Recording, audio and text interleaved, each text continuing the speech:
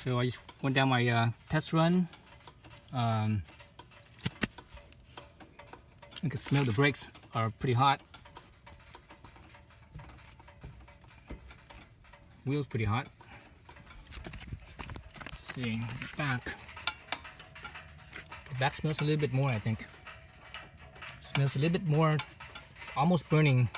It's like borderline burning smell. Rim, I think the rim is a little bit hotter too. Let's look at this. Let's see. It's on the wheel. 187. On the lug nut. The lug nut's not a good spot because it's too shiny. 192. Let's look at the caliper. Right on the caliper, it's 173. Oh, that's the aluminum part of the caliper. Let's try the steel part of the caliper.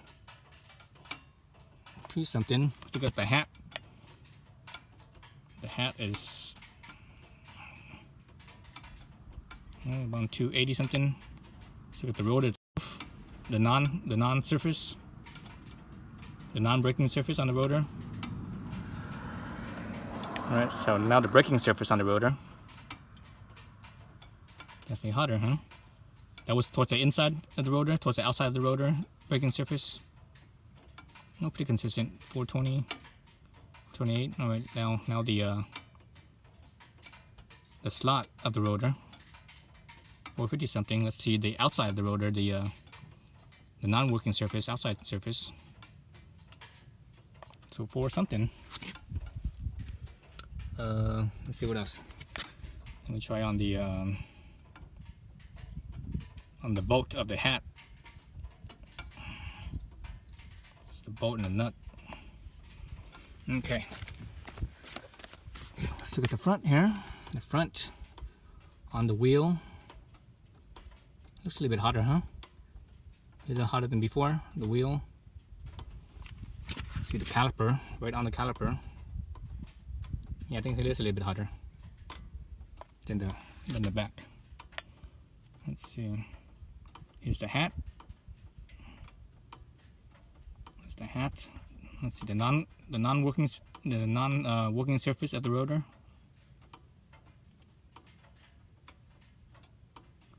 The working surface of the rotor, right towards the center, towards the outside working surface. It's a little bit hotter than the back. So towards the center of the working surface is about the same, but towards the outside of the working surface, towards the outside of the diameter, it's a little bit hotter. Let's look at the outside of the diameter. Definitely hotter. Got up to 500, right into the vent, the vanes, the section. 520. So it's definitely the front's a little bit hotter. I wonder if it gave it a chance to heat soak. 5 something. So basically, back to the surface of the working surface. 450. Okay, let's look at the wheel again. The wheel by the next to the center cap. 234. The wheel next to the center cap. 215. Okay, yeah, so I guess the front's a little bit hotter. Okay, now we're on the working surface of the rotor, towards the outside diameter, towards the inside diameter. Oh, the inside's a little bit hotter, 344. Outside is 3.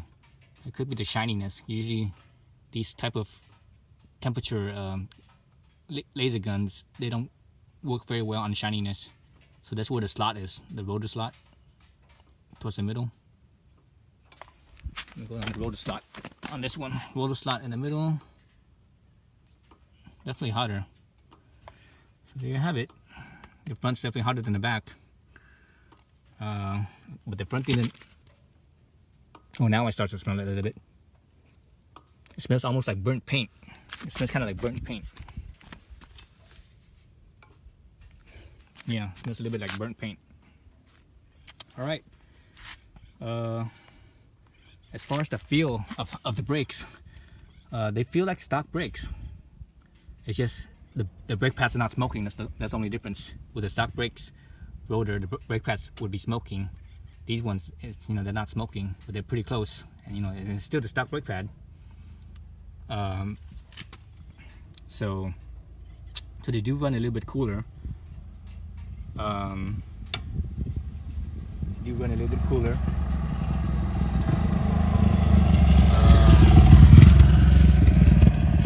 else? But yeah, but the feel and the power feels like the motorcycle go by, like KTM. The feel and the power, you know, it feels exactly like the stock rotors. There's no difference in feel. So I mean, obviously it's just, you know, stock brake pads, stock diameter size, so there shouldn't be any difference in that regard. It's just basically, it just runs cooler. And obviously I have the stainless steel brake pads. I mean, stainless steel lines, braided lines on all four corners.